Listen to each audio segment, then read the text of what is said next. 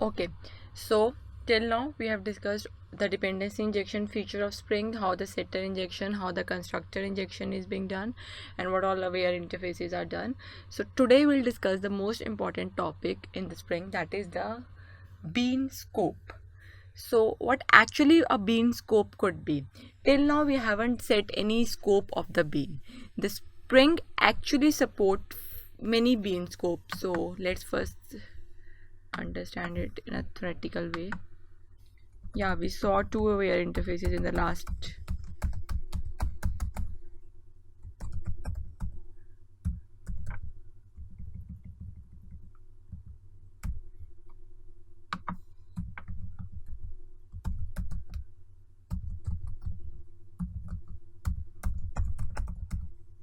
Okay, so let me tell you about the bean scopes.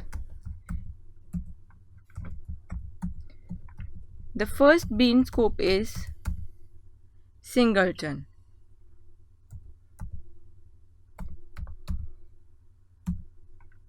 The second one is prototype. The third is request.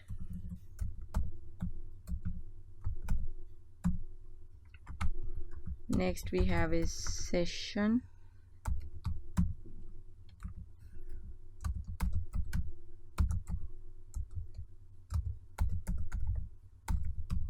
Global session. So what actually a bean scope is? We know that when we are creating a bean factory, that is their application context, the IOC container, at that point all the beans are being loaded in this application context or the IOC container.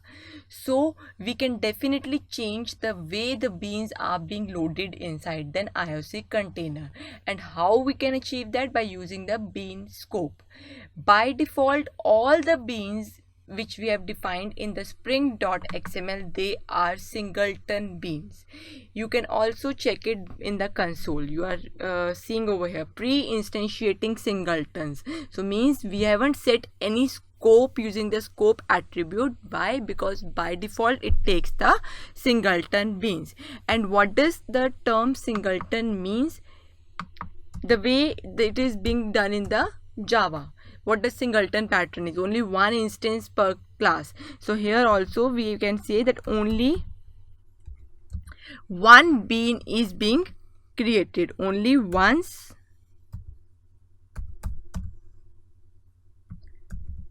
per Spring container. It means when the IOC container is being loaded, at that point of time only whatever beans we have defined, they are being instantiated, wiring is done, they are populated, and a bean is being completely loaded in that XML.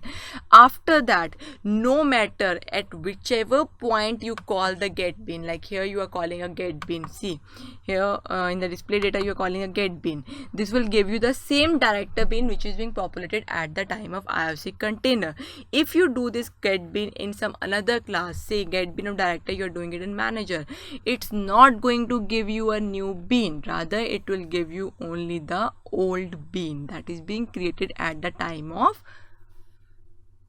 IOC container being loaded. So it's only once created in the entire Spring container.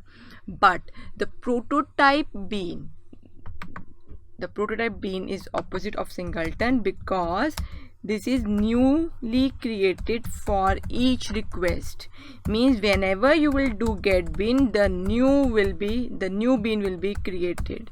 So it's not that at the time of IOC container loading the beans are being loaded. It's loaded when you are doing a get bean, and every time you get bean in different class, a new bean is being created. So this is the major difference between a singleton and prototype beans, and by default all beans are of type singleton.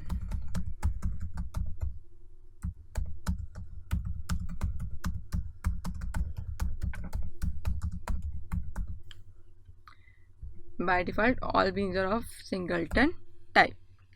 Clear? Now, the next three, that is request session and global session. This you need to be very careful. These are the three beans which are used only if we are using the web aware application context. I told you about the three application contexts: class path XML application context, file system XML application context, and the XML web application context. So if we are using the web application context, at that point of time only we can use this request session and global session bean scopes. Otherwise you will get the illegal state exception. This is very important. That is, you cannot use it if you are using a class path XML application context, and it's used only for the web applications. And what the difference is there between in the request session and global session, that I can tell you. The request is the one which is new bean per servlet request. In this case, the new bean will be created per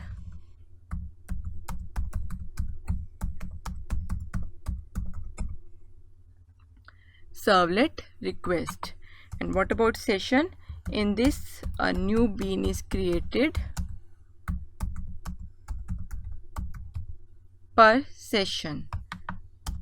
And a global session, it is generally used in the case of portlet context. In this, a new bean per global HTTP session, and they are used only in the case of web application context, but Spring integrates very well with this application context. Next comes how we can change the scope of the beans. So here what you need to do is you just need to write the scope attribute.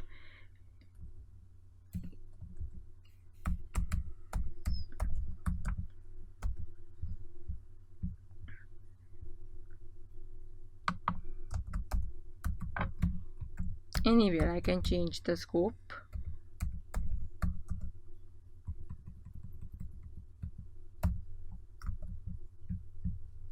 So if we run it, okay, close, yes, let's go to display data. Oh, actually we run that XML, so that is why it's going to give you that transformation. Let me just delete this file.